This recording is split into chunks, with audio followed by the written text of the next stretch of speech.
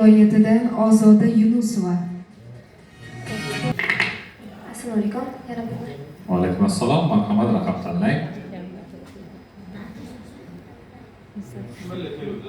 6. 6. Erix Mariya Rimak. 1 daqiqa vaqt ketdi. Ozoda sharhlash uchun 2 daqiqa vaqt.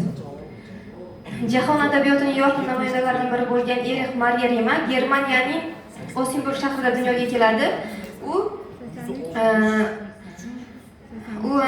Birinchi jahon urushida qatnashgan bo'lib, keyin o'sha urushda qatnashib kelgandan so'ng u bir qator gazeta va jurnallarda ish faoliyatini olib boradi. Xususan Times jurnalida 20 yil davomida muxbir lavozimlarida ishlagan. Uning O'g'ayni, G'arbiy frontda urush yo'q, G'arbiy frontda o'zgarish yo'q, Ortga yo'l kabi asarlarning muallifi hisoblanadi. Erix Mariya Rimak bu asarlari uchun o'sha G'arbiy frontda o'zgarish yo'q asari orqali uchun Nobel mukofotiga sovrindor bo'lgan, Nobel mukofoti bermoqchi bo'ladi, lekin natsistlar tomonidan bu mukofotni ololmaydi. Uning asarlarida asosan o'sha jahon urushi voqealari tasvirlanadi. Masalan, uning Ortga yo'l asari ham G'arbiy frontda o'zgarish yo'q asarining mantiqiy davomi bo'lib, urushga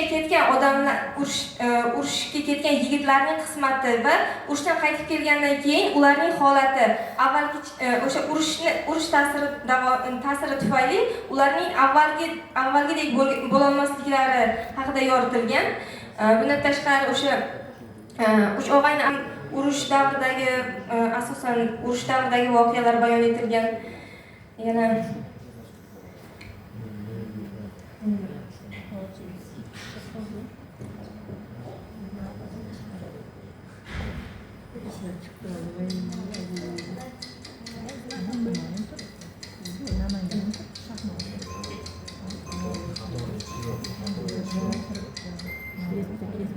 Vaqtimiz tugadi. Nimaga to'xtab qoldingiz Ozoda? esimga kelmadi o'qigan ma'lumotlar. Lekin o'qigan edingiz, ha? O'qigandim. Esimda qolish pand berilsa. Qiyin shuncha narsa.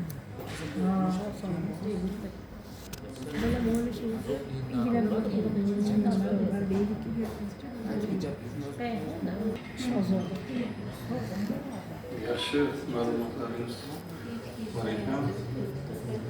Asarlarni o'zbek tilida endi juda ko'p emas. Misol uchun hozir sizga boshqa bir adib tushadigan bo'lsa, boshqacharoq bayon qilishingiz mumkin. Asarlarni qator sarflashingiz mumkin. Lekin bu yerdan aytish imkoniyati bor bilan joylari bor. Deylik, kim tarjima qilgan degan asar uchun muvaffaqiyatli yoki qayerda nashr bo'lgan degan nashriyotlarni so'ramagan taqdirda bizda misol uchun 1997-yildan boshlab jahon adabiyoti degan jurnal chiqadi. O'shanda bosilganini, uning bir ajoyib tarjimonlari bor ekanligi haqida fikrlar berilgan taqdirda biz yoki uning hali dunyo adabiyotidagi o'rnini ko'rsatish uchun unga taqdim etilgan mukofotlari bor deylik.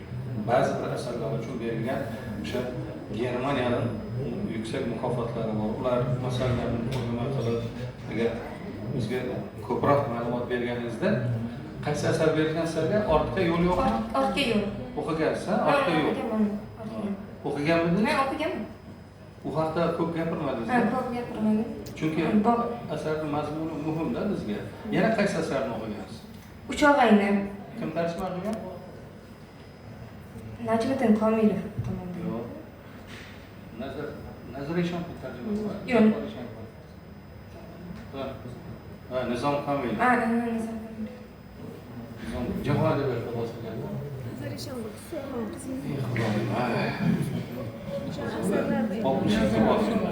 Rahmat.